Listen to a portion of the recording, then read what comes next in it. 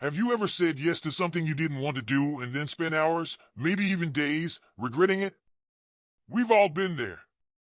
Saying yes when we mean no can leave us feeling overwhelmed, resentful, and stretched too thin. But here's the truth. Every time you say yes to something that doesn't align with your goals, you're saying no to something that does. Mastering the art of saying no is one of the most powerful skills you can develop. It's about protecting your time, energy, and values. It's about creating boundaries that allow you to thrive. And it's not about being selfish, it's about being intentional. Today, we're going to explore how to say no with confidence, clarity, and compassion, so you can reclaim your life and focus on what truly matters. Chapter 1. Why saying no is hard. Saying no often feels uncomfortable. Why? Because we're wired to seek approval and avoid conflict. From a young age, we're taught that being agreeable makes us likable. But here's the paradox. Constantly saying yes often leads to stress, burnout, and dissatisfaction. Think of someone you admire who has strong boundaries. Do they seem less likable? Or do they seem confident and in control? The truth is, people respect those who respect themselves. Action step: reflect on a time you said yes when you wanted to say no. What drove your decision?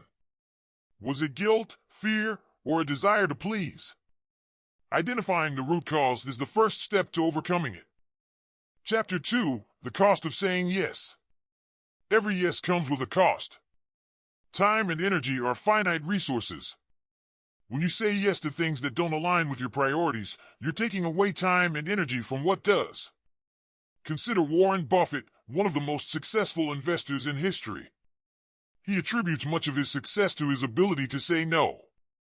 He says, the difference between successful people and very successful people is that very successful people say no to almost everything.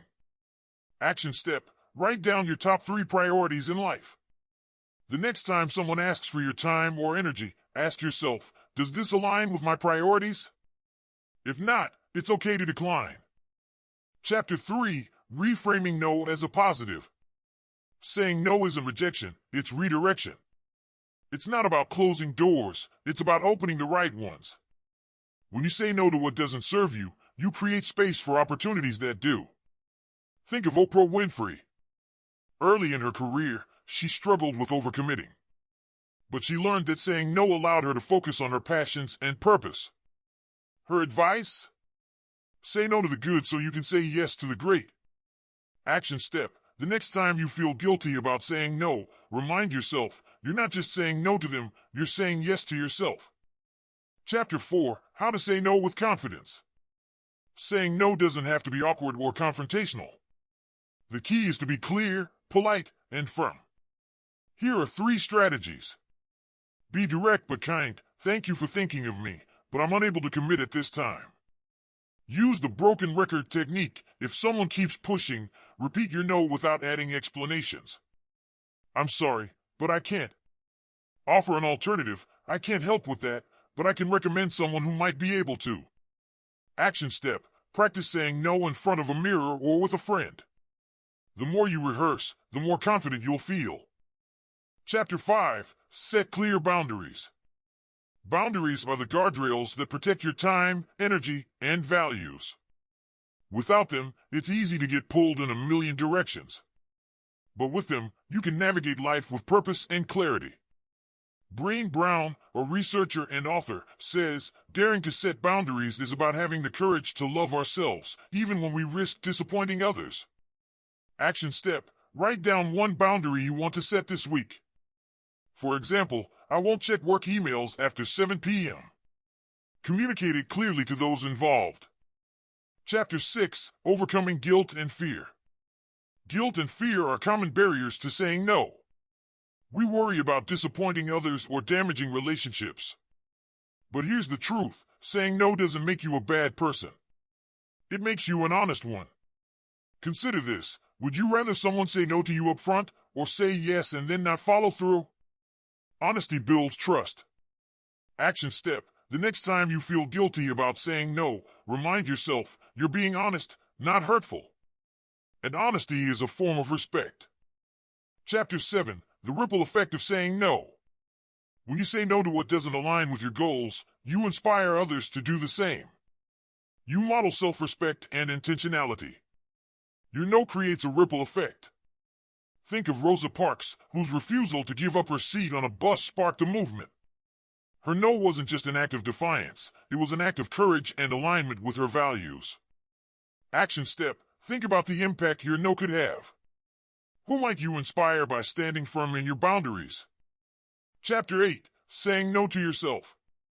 Sometimes, the hardest person to say no to is yourself.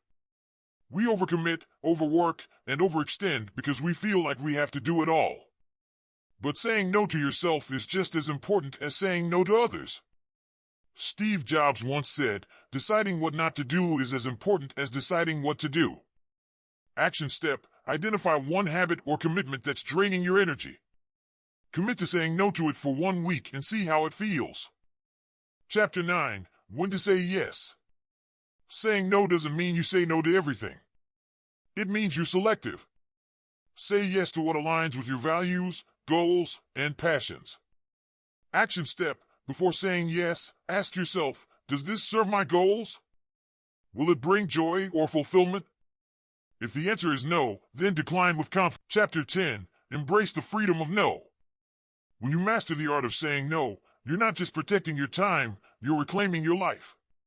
You're giving yourself the freedom to focus on what truly matters.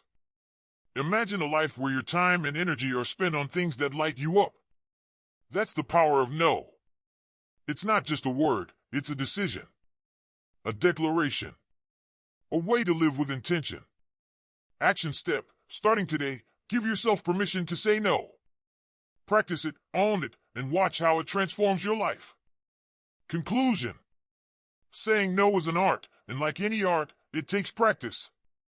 But once you master it, you'll find a new level of freedom, clarity, and purpose. Remember, every time you say no to something that doesn't serve you, you're saying yes to something that does. So stand tall, speak your truth, and embrace the power of no. Your future self will thank you.